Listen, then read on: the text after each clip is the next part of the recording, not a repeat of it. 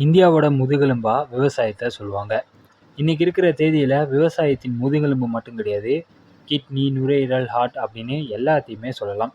உதாரணமா டிஐயு, எஃப்இடி அப்படிங்கிற இரு அமைப்புகள் 43% இந்திய விவசாயிகளை ஆய்வு செய்ததுல பாதிக்கு பாதி பேர் விளைச்சல்கள் பொய்த்து போயிருச்சு அப்படின்னு கண்டுபிடிச்சிருக்காங்க.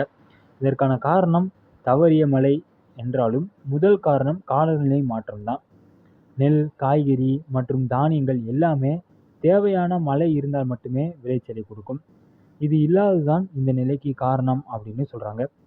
அது மட்டும் கிடையாது, இன்னும் ஒரு ஆய்வு கடந்த 5 வருஷங்கள்ல காலநிலை மாற்றத்தால சுமாரா 80% குறு விவசாயிகள் பாதிப்பு அடைஞ்சிருக்காங்க அப்படின்னு கண்டுபிடிக்கப்பட்டிருக்கு. 21 மாநிலங்கள்ல 6615 விவசாயிகளை ஆய்வு செஞ்சதுல 41% பேர் வறட்சியாலும் 32% பேர் மழை பொய்த்ததாலும் பாதிக்கப்பட்டிருப்பதா கண்டுபிடிச்சிருக்காங்க.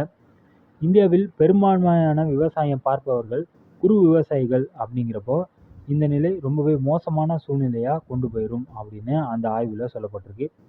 இன்னைக்கு இருக்கிற நிலையில அபரிமிதமான மழை, அதனால வெள்ளம் அல்லது மழையால் வறட்சியை விட வெப்பம், இந்த மாதிரியான முக்கியமான காரணங்கள் தான் இந்த விவசாயத்தை பெருந்தளவு பாதிக்குது அப்படின்னு சொல்லப்படுது. உதாரணமா கடந்த 3 வருஷத்துல மிதமிஞ்சிய வெப்பத்தால மட்டுமே ராஜஸ்தான், பஞ்சாப், ஹரியானா மற்றும் உத்தரப்பிரதேச விவசாயிகள் பாதிக்கப்பட்டதா கண்டுபிடிச்சிருக்காங்க. மிதமிஞ்சிய மழையால மகாராஷ்டிரா, தெலுங்கானா, ஆந்திரா, சத்தீஸ்கர், பீகார், மேற்கு வங்க விவசாயிகளும் பாதிக்கப்பட்டிருக்கதா சொல்லப்படுது.